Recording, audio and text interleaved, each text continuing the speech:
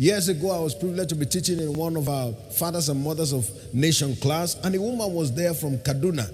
She had been barren for 17 years. And in that teaching, a word came very strongly from Acts chapter 26 and verse 8. Why should it be thought a thing incredible with you that God should raise the dead? Why should it look so hard to you? We are not talking about man here, we are talking about God. Why should it be thought a thing incredible with you that God should raise the dead? See, that when it is man that is involved, it can look incredible. But when God is involved, it should not look incredible to you. In other words, solving death is simple for God. So if it's simple for God, then solving barrenness is simple for God. A woman caught that word and went back to her station in Kaduna. And then by faith, she took out her baby items and she began to wash the baby clothes every day, spread the clothes. She would take water out and begin to act like she's bathing a baby, imaginary baby. Baby was not there. First month, nothing to show. Second month, nothing to show. No pregnancy, nothing was happening. Third month, nothing was happening. Fourth month, nothing seemed to be happening. But she continued in faith. Because why should it be thought a thing incredible with you that God should raise the dead? She continued.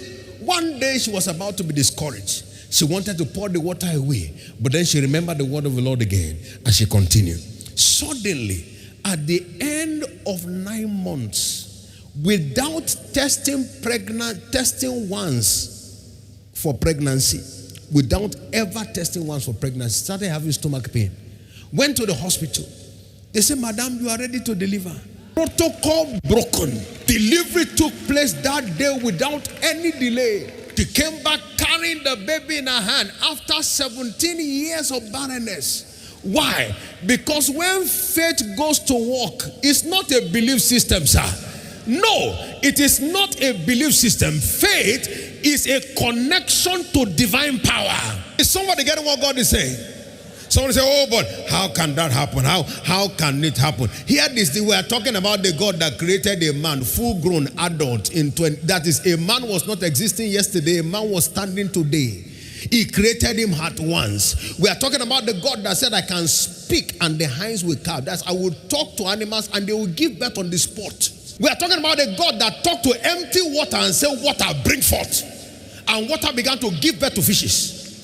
We are talking about a God that talked to barren ground and said, now plants begin to grow and trees grew out. A complete Iroko tree grew out in one day.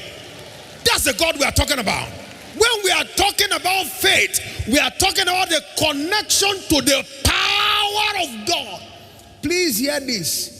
Don't compare God to man. God is not man. Don't compare God to nature. God is not natural. Don't compare God to protocol. God does not need protocol. The God we are talking about is the creator of man. He is the one who organized nature. He's the one who put in place protocol. So he has the right to scatter protocol, reorganize nature, and do what man cannot consider. Please hear this and hear it very well. Faith is a connection to power. It's a connection to power. When a man is operating in faith, he's operating in power.